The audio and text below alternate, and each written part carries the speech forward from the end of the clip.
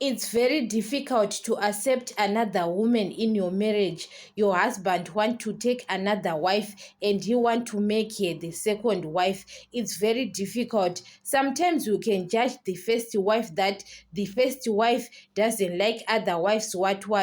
Guys, sometimes you can be jealous because of your husband as the first wife, and we are expecting that that wife have to accept you as the second wife. But when it comes to you now, you are the second wife and your husband want to take the third wife, you can get angry. Why are you not want to marry another wife as the third wife?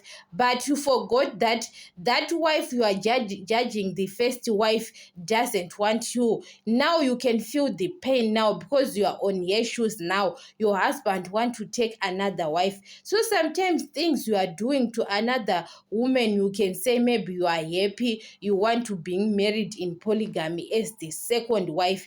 Your husband is going to do the same thing to take another third wife, and when he take the third wife, the third wife is happy because now is the last wife, but he is going to take another wife and you got angry, and the first wife doesn't feel the pain now because the first wife is happy that now you are going to feel the pain what she feels at the first time her husband is being married to you as the second wife.